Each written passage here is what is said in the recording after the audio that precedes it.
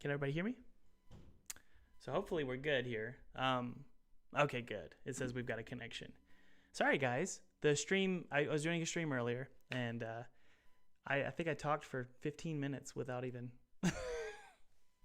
without even realizing the chat was not chatting and that the stream had been killed. So Pepe, welcome. Pepe, you were in our mastermind meeting, so welcome. I guess you can't get enough Thomas in your life, huh?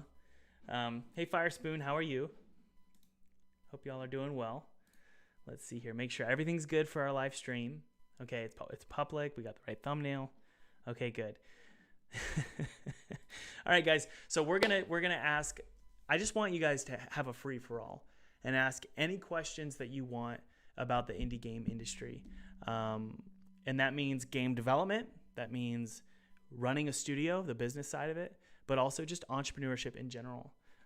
Ask away, have some fun. I've been really wanting to do a live Q&A. I haven't had the time to do like a big YouTube live stream. So I just want to try and answer as many questions as possible. So just ask away, guys. Hey, let me open up the chat here, and hopefully we don't get our live stream cut out again. Okay. You know what's so funny is I was doing the live stream earlier, and no one was asking any questions, and the chat just stopped. And I thought, man, I thought people would want to ask questions. All right, so we have a ton of oh man. Okay, we've got a ton of questions coming in. But I do want to say hello to Sumo, Pepe, Colton, Fire, Rye School, Reckless, Nanth, Sponge, Greenview, and Totally Justice, or Totally Just Magic, and Ice-T Gaming, and all you wonderful people. That's awesome. Okay, so let's go ahead and answer questions. Okay. I have just finished learning C# basics. What should I do now? Well, Pickle, it depends on what your goal is. So if your goal is to just make games, then have some fun in Unity and just use C# to make games. But I'll say that if your goal is to become a full-time game developer, I would say start learning about some entrepreneurship stuff.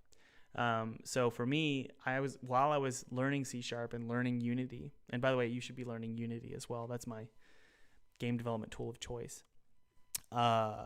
What you should be doing, you should really be learning Unity and C#, obviously, but learning on various aspects of entrepreneurship. So a lot of people don't like him, but one of the people I follow and have read a lot of his books is a book called Crush It and Crushing It by Gary Vee. Also, I would be reading 4-Hour Workweek as well, and that's by Tim Ferriss.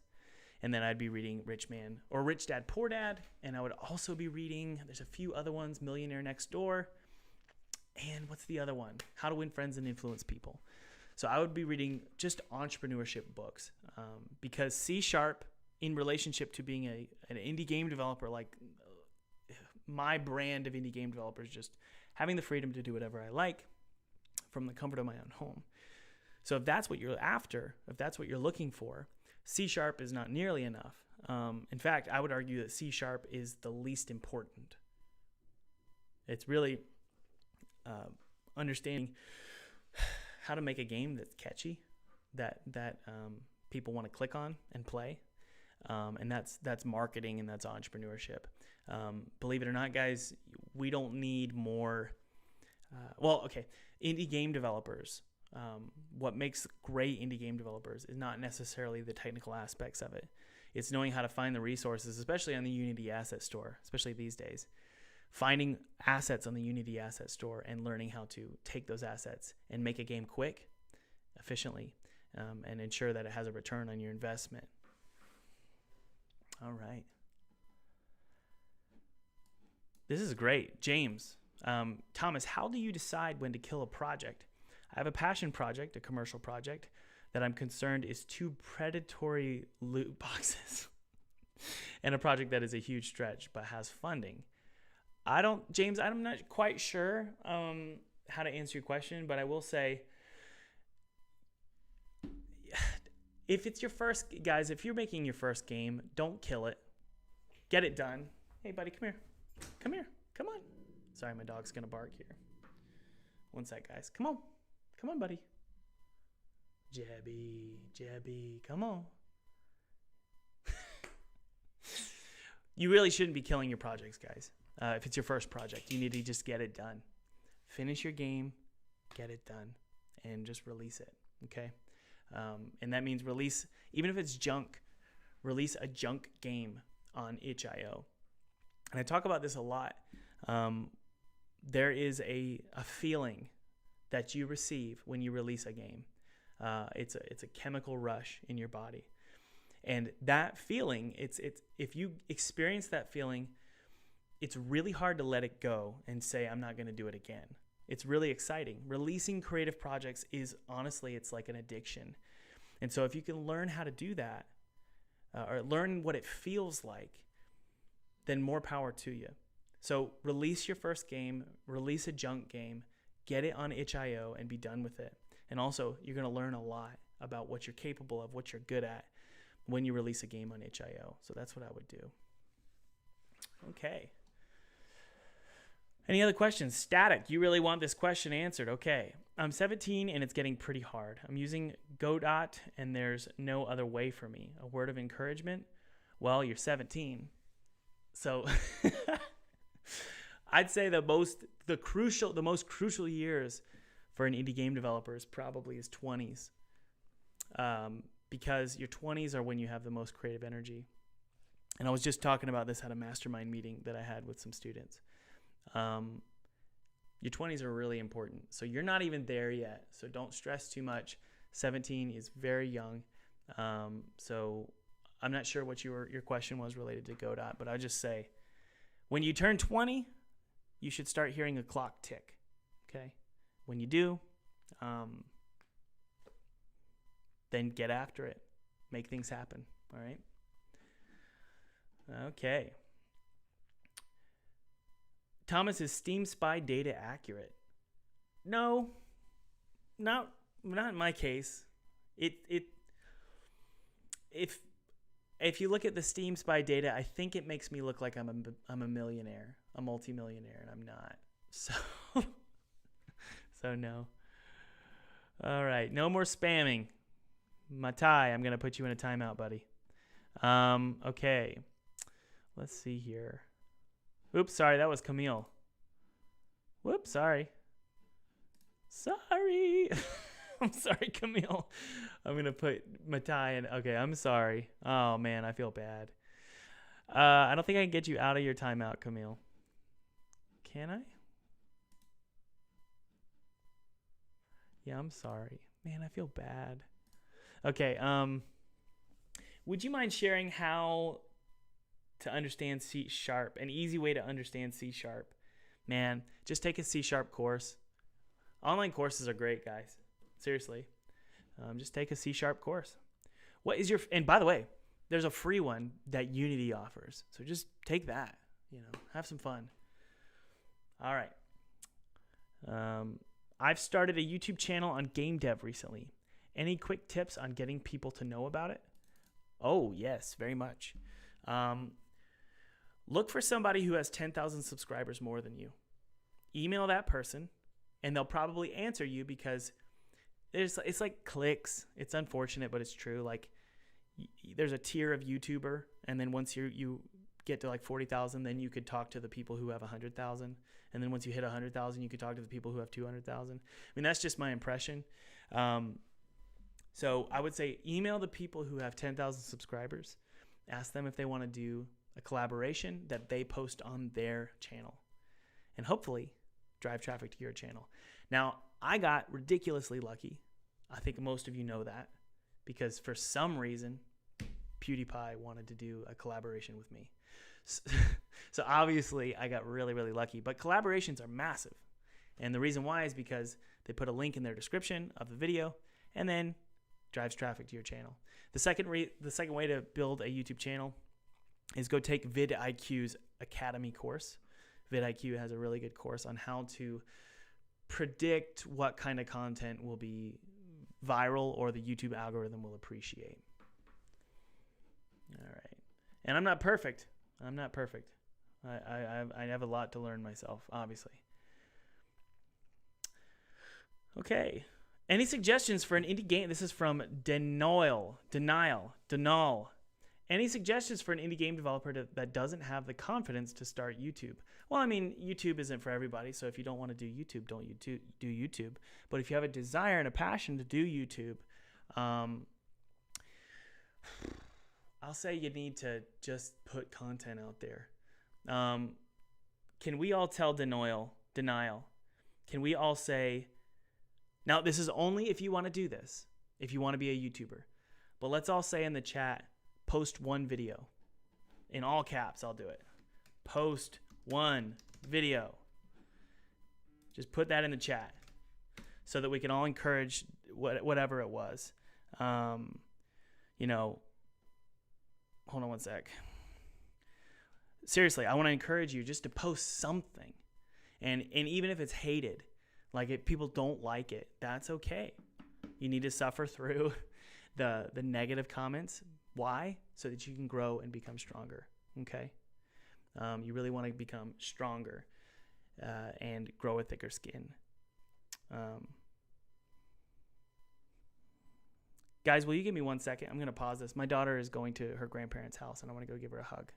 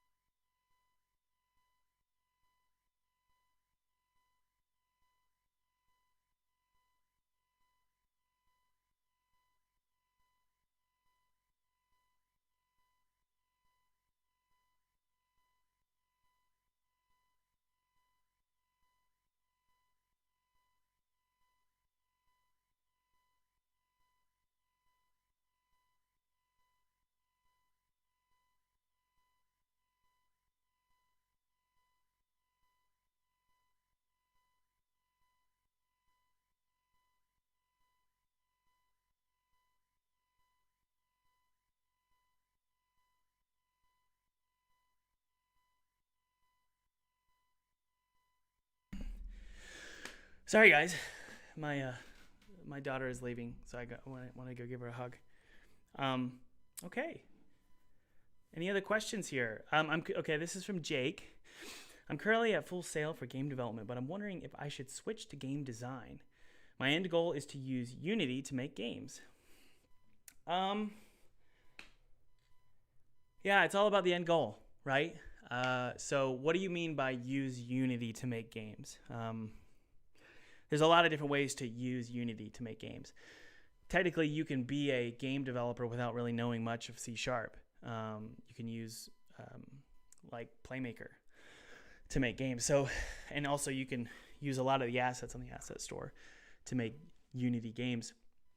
But if you want to be like a specific, if you want to use Unity to make games, sometimes that means you want to be a cog in a big machine. So you want to be a C# coder for a company, for like a AAA company, or you want to be a modeler or whatever.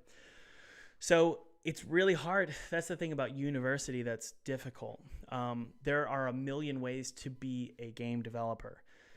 To be a game developer like me in the comfort of my own home and just do whatever I want and make games, that means that my primary function is an entrepreneur. And then an artist second. The technical aspects of game development, that's like the 10th thing on the list, right? And so I think that you really need to have an understanding of what you deep down enjoy. What I deep down enjoy about being a game developer is the freedom to do what I want. To play God at my own schedule and do what I want. So that's really my end goal. And so using Unity to make games, that's almost an afterthought. It's really the entrepreneurship side of things, the marketing side of things, the PR side of things that I focus on and that I feel like I'm gifted at. And honestly, a lot of people, in my YouTube community might think I focus so heavily on entrepreneurship. And that's just because that's what I have to do to find money and to find income to support myself to be able to be a full-time game developer. Hopefully that makes sense. Alrighty, let's see here. Okay, yeah, I got Romania, the guy spamming. He's muted. Don't worry about it, guys.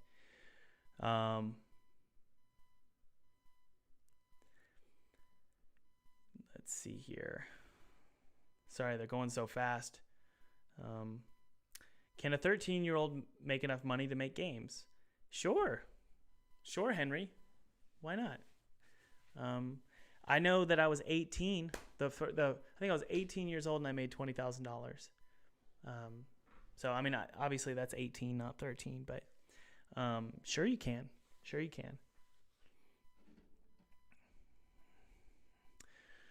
Freddie says, "What's up with your 3D game? Where did that go?" That died a long time ago. We got into this. Well, basically, Apple said, "Hey, we want to publish your game." And so at that point, and they wanted to publish my 2D game, Neversong. And I think this was a while ago. I can't remember when it was, but that just sort of killed the 3D project. I was like, oh, I got to work on, because we thought Neversong was done. And then it turns out Apple had some things they wanted to do with it. And so we had to really refocus on that. And then I created my online course and been doing a lot of YouTube stuff. So I don't know. It's been kind of 2020 was very busy, and it wasn't working on 3D games, Alrighty. I just want to let everybody know that the best way to get me to answer questions is to ask your question once. If you ask a question more than once, I'm going to put you in a timeout. Sorry, I don't want to be a jerk. Which programs do I use to create my indie game trailers? I use Premiere and After Effects. Those are the two. After Effects is for like on-screen graphics, like in a world. That's like After Effects. But cutting, zooming in, that kind of stuff is all, thank you, Curtis. That kind of stuff is all just Premiere, right? And I also use OBS to do screen recordings. Or right there, that's Streamlabs. Streamlabs is just a pretty version of OBS. It's OBS, just it looks pretty. They put a nice little UI on it, and it has some cool like effects and stuff. Okay, Curtis, because you gave me money, I'm just kidding, but I will answer your question. Hey, Thomas, I have a computer science degree, and I've decided I really want to be an indie game developer. At this point, I really just struggle with motivation and discipline. Any tips? Well, Curtis, two things when it comes to motivation. Your motivation should be found on two pillars. And this is what worked for me, and I can't predict your personality. I don't know what exactly works for you. The first pillar is a visualization of what you want for your future. Most people, when they think about the future, it's one big foggy, blurry mess. They don't know who they want to be. They don't know what their skill sets are and how that relates to the future. I would say you really need to spend some time in a sabbatical of some kind. Maybe take a week off, go camping. Or sometimes I just say just turn out the lights, close your eyes, and do something. I want you to visualize what you want for your future. The reason why is because there comes a point where you can almost taste your future. Like if I close my eyes right now, here's a sample of a visualization. And I apologize for those of you who, for one, find this woo-woo and don't like it. It's not really spiritual. It's mainly just a mental practice. But I also apologize for those of you who know that this is one of the things that I sort of teach. But here's an example. You close your eyes and you say, what's your name again? Curtis. My name is Curtis, and I am 10 years older than I am now, so let's say you're 20 years. I'm 30 years old. I have a $600,000 home, and I have 2 indie games under my belt. I have articles written from PC Gamer, from Polygon, Destructoid, and I don't know a YouTuber you like, MatPat, has played my game, and the audience loved it. I have a 9 out of 10 on Steam, and Switch is often recommending my game in the daily deals. I work full time. I don't ever have to worry about money because I have savings because of my games, and I'm able to use some of that money to give to charities and blah, blah, blah, right? That's a visualization. It's very clear in your mind what you want. Now, only visualize what you want. Don't visualize what you think you should want, okay? Typically, my visualizations are very shallow. So one of my visualizations is, I like to impress my friends. I made a game, guys. PC Gamer just wrote a review. That doesn't mean I shove it in their face in real life, but in the visualization, I do. It's a very shallow visualization. The point of a visualization is, guys, it's to make you want something so much that you can smell it and you can taste it. And it's very difficult for you to quit your project once you open your eyes and you realize, oh man, I'm not in that world, but I really want to get there. Okay. Now, obviously, visualization can be a real problem because you can obsess and you can almost worship the future. And that is a recipe for depression, anxiety, and just a disaster. So you really have to live in a moderate to between moderate and intense level of desire. But the moment you get past intense, you can really, it can be a disaster. You can go like full Anakin Skywalker on this thing. So you just want to be really, really careful.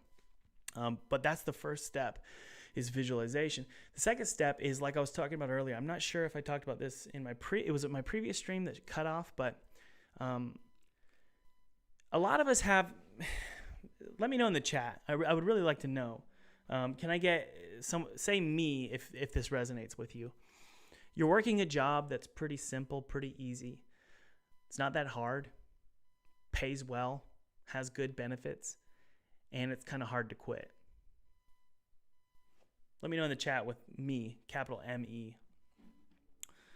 I would love to know who's in that moment right now. And I don't know if this is you, Curtis, but you need to be, honestly, you need to set yourself in a position where you're squeezed. Okay, what's a squeeze? A squeeze, it can be two things, a lot of things, but two of them come to mind. Financial squeeze, and that means maybe you're working a part-time job. Maybe you quit your current job and you work a part-time job at a coffee shop at Starbucks or something, and you're not making enough. You're making enough, just enough, but it's a squeeze. And the second way you get a squeeze is you work a job you hate. Now, why is that important?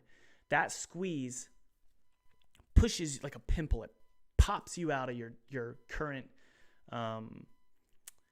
state of mind of being comfortably numb. Like, sometimes you have to get out of there and just sort of smack yourself in the face. Just get out of there, right?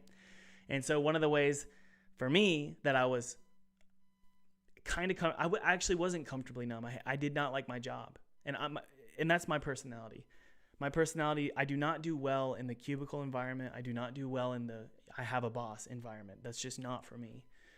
So when I was working a desk job for 3 years, it was pretty cushy. It was easy. I had my coffee. I had my free donuts. I had great relationships with everybody in the office. I had my warm little heater that I turn on every morning, and it would warm my feet, and I was cozy. But my personality is I cannot stand working for somebody else. And so that was the squeeze. It was literally depressing working for somebody else. But I will say a lot of you don't really care, right? That's not really that difficult for you. Well, if you're in a comfortably numb situation, I would recommend taking one step, just a tiny step, out of that comfortably numb scenario into the cold. That could mean getting a part-time job and quitting your current job so that you have more time to work on your game. So that, finances are tight, I got to finish this game, right? I hate my job, got to finish this game. Really, you need a motivator. So those are my two ways. Hopefully that answers your question. All right. Can you tell me what the correct PSD document size is in creating a character for a 2D game? And I mean, it doesn't really matter. It depends. I would say always go 4K 160 or 2160 by 3840. And that's just a T-pose. And then here's why I say that. When you bring it into Unity, you can compress it down. So start big, right? Start really big and compress down in Unity. The only negative here is that if you've got like hundreds of 4K documents and you're constantly updating them, Unity takes forever to compress them. But once you're done, you don't have to compress it again, you don't have to re-import it, and you're good to go. And that way, guys, the cool thing about, doing that is you're preparing for the future, where it's like, oh man, Nintendo Switch comes out with a model where the handheld device is 4K. That would be kind of cool. I doubt that they'll do that. But if that's the case, then you can be one of the first games to have 4K graphics, right? And that's always great because then you can kind of get a free audience. Hopefully that makes sense. This is from Mark. Hey, I just started learning to make games in Unity. I have a really hard time understanding code, so I started using Bolt. Do you have an opinion on Bolt? I do not, but if anyone in the chat wants to have an opinion on Bolt, feel free to answer. I have no opinions. This is from Zilpion Mech. I don't know if I said your name right, but you said, I am making a 2D game in 3D. Because I am bad at drawing, do you think that is a good idea? Sure. I don't know what you mean by making a 2D game in 3D, like a 2.5D. But yeah, you don't have to be a good. I definitely don't want to be like the motivational speaker guy that's like, follow your dreams. Yeah, anyone can do it. Not anyone can do it, but there are plenty of. I mean, it's obvious. There are plenty of games that just look like garbage that are successful. I think honestly, some of you might disagree, but Among Us looks like crap. It's one of the reasons I won't play it. I know that that's annoying to a lot of you, but it's just I can't get past the bad graphics.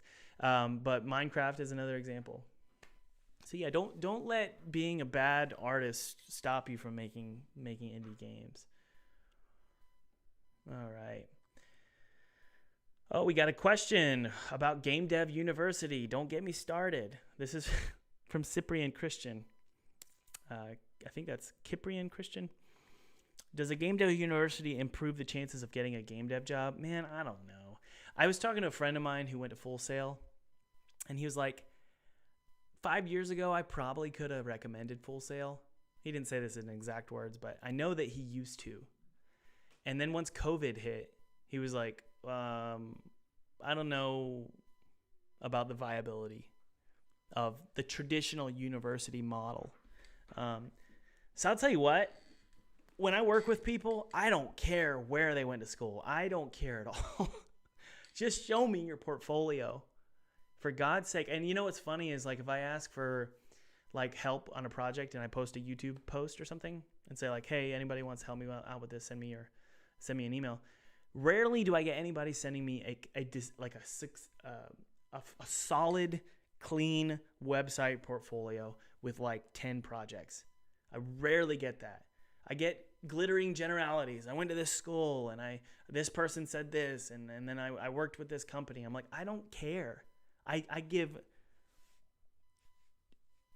no, I don't think I can swear on this podcast or this stream, but I don't care. I just want to know, what did you do? Show me your work. Because honestly, that work I could pull from and put it in my games, right? That's what hiring an employee is, right? I don't ever hire employees, though. I do contract work. Who's spamming? Let's see here. We got some spammers in the chat.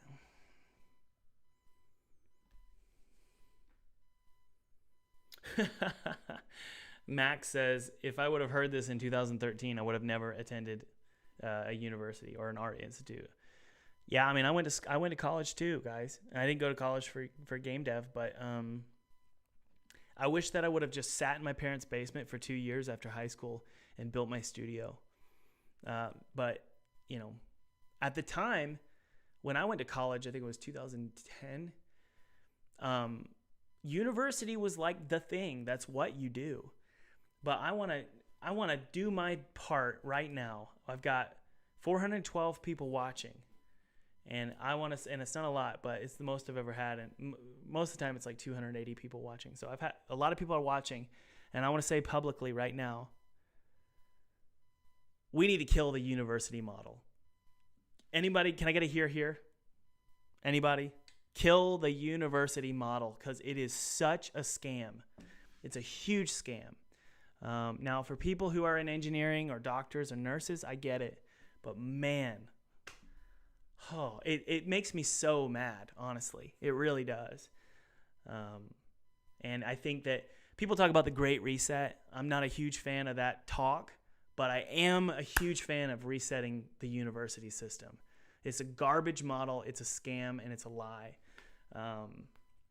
I don't like it. I don't like it. It's too expensive.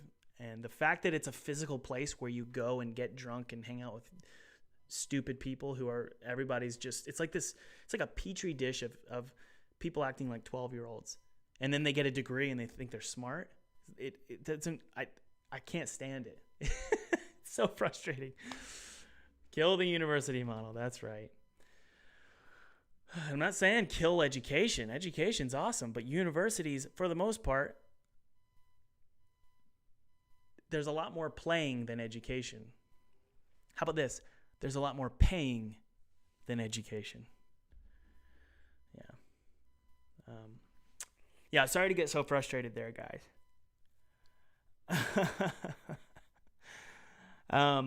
Okay. Porco, you're the guy. You're the guy. Boop. See you later. Okay, that's who's spamming. I was wondering who it was. Bye-bye, Porco. Okay, I want to make, I love you, but please. There's a lot more paying than education, that's right. PC specs required for game development. I got a Mac, which is like the worst possible machine to make games on, but I do it.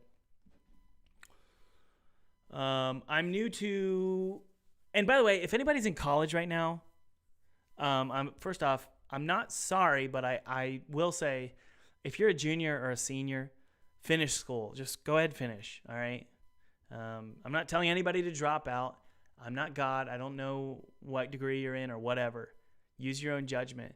I think we can all agree.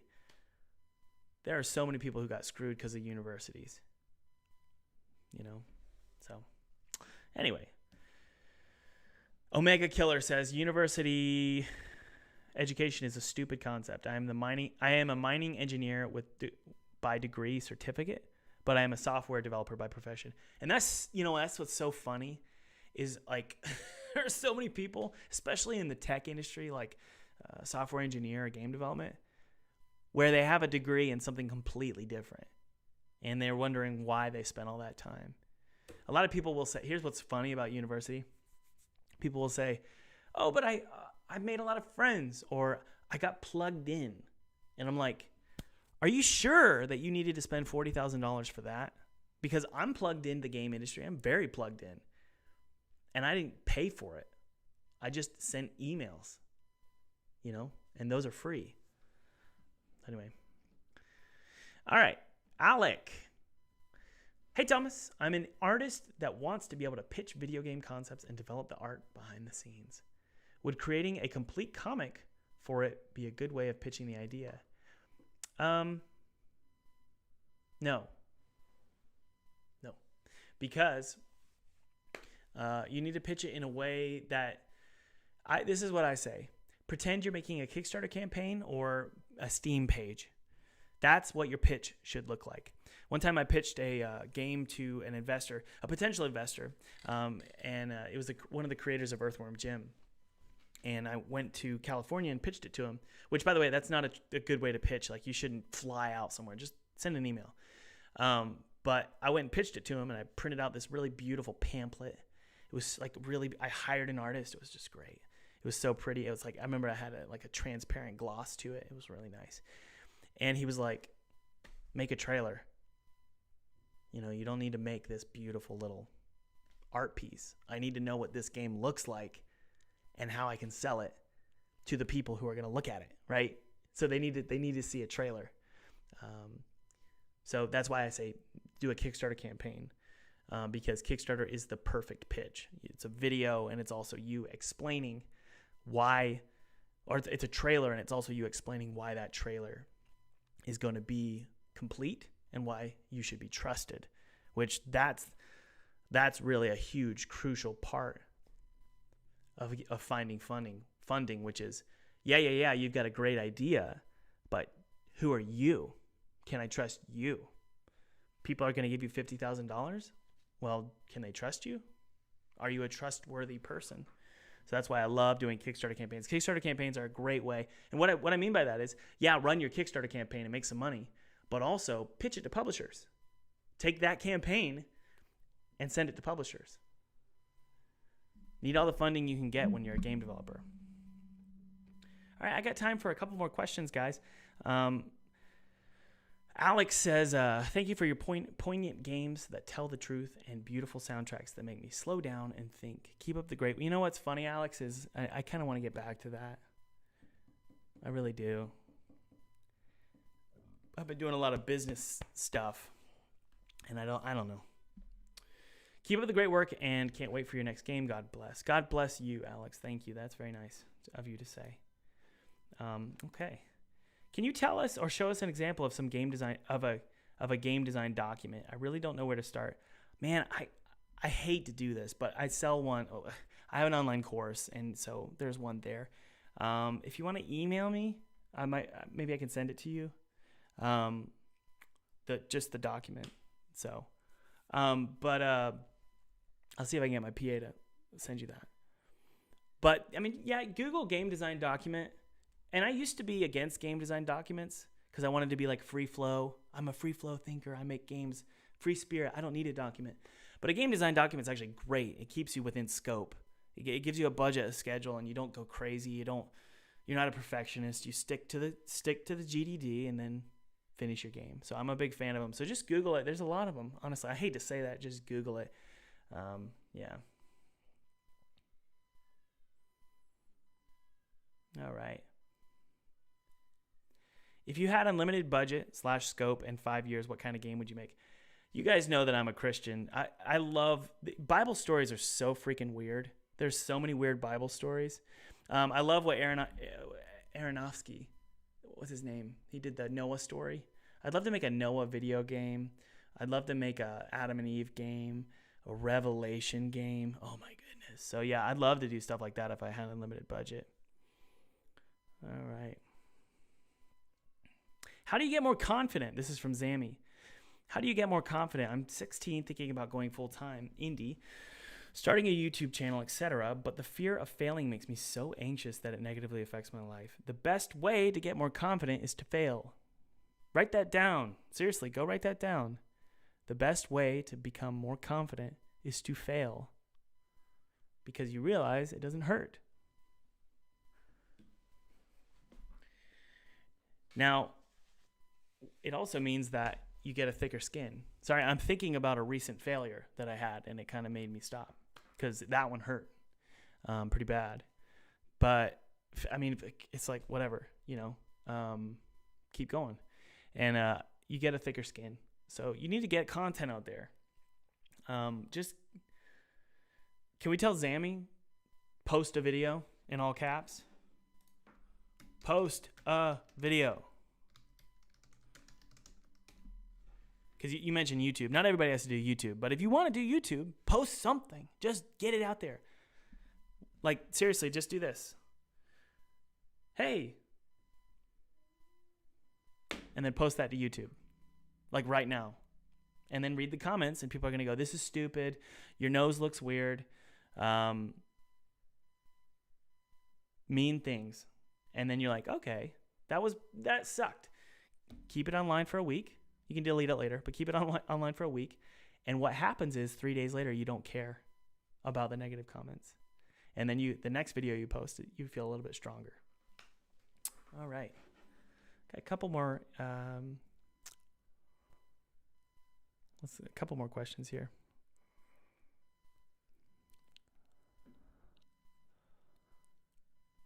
Thomas, have you always been an artist and a coder, or did you lean more towards one and had to learn the other for game development? I've always done both. How many of you saw my recent tweet where I had written code? This may have been me, but I think it might have been an intern. But I'll say this. I would have written code like this. The code was, if button is pressed equals false, then button is pressed equals false. That's the kind of code that I wrote as a teenager. Just really redundant garbage code. And so I wrote all the code, and I focused a lot more on what I was gifted at. I was born gifted at creating atmospheres, so music and visuals, and making sure that there's a mood and that it's cohesive. It's a cohesive atmosphere and world. And that's my gifting, and I lean into that. So I just say lean into your gifting, but don't avoid other things just yet. And I say just yet because you will get to a point in your career, if you really stick with it, where you'll be able to just lean into your giftings and then pay other people to lean into their giftings that you don't want to deal with or that are not your gifting. So code is not my forte. I hire people out, especially with like porting. I've got a guy, his name is Adam, and he's porting Pinstripe to mobile. I don't want to deal with that. I would have if I didn't have the money, but because I have some money, I can pay Adam to do what he's gifted at, which is C#. So hopefully that makes sense. All right. Yeah, right. Exactly, Graham. So I'll answer one more question here. Is failure experience? This is from Nick. Is failure experience? Should I start my own game studio even if I know that maybe I will fail and spend money? First question, is failure experience? Of course. Of course.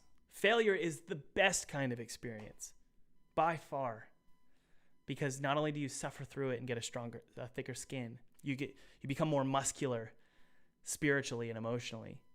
Not only that, you've learned something about yourself, and you can avoid that mistake in the future. Now, to answer your question, you said, should I spend money and if I don't know that I'm going to lose it? And my answer is no. Really, honestly, this is my, and I was talking about this with my students. I do not believe in gambling at all, generally speaking. Now, if you have enough money to just play, then have some fun and play and go to Vegas. But putting your money into building a game studio when you've never done something like that, to me, is gambling. It's stupid. Now, there are obviously stories out there of game developers who just went for it and it paid off. But I think the majority of the time, you should not just go for it. What you should do is you should dip your toes slowly. Guys, a lot of people love to jump into a cold pool, like they jump into a pool in like summertime or something, and they love it. There are other people who they go step by step down the stairs, and they slowly warm to the water and they acclimate, right? I think that's what you should do as a game developer. My goodness, release a small game. Release a 5-minute game tomorrow. How many of you could, like seriously, I want to know in the chat, write me in all caps. How many of you could make a 5-minute game tonight? You go stay up all night, make a 5-minute game and release it on itch.io with like cover art and maybe a description. How many people could do that right now? Yeah. Now here's the next question. In all caps, how many of you will say, I will? That's the thing, is so many of us, we want to just start making money, but we're not willing to take that first step into the cold pool and just get the game done. Release the game. Just get it done. And so I think it's really important. I think it's really, really important to recognize when, sorry to be blunt, when you're being lazy.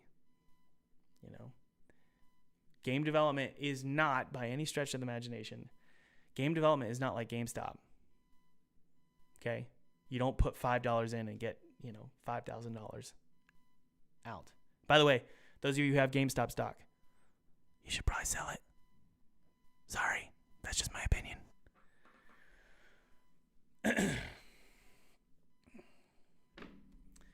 So go ahead and make that game, guys.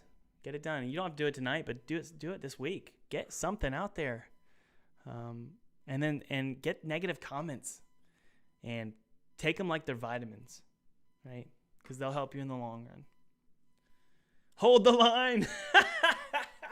I know you want to, guys. I know you want to. If you just bought, be ready to lose some money. All right. Well, that's all I've got time for, guys. That was really fun. I hope you all learned a lot, and I'll talk to you later.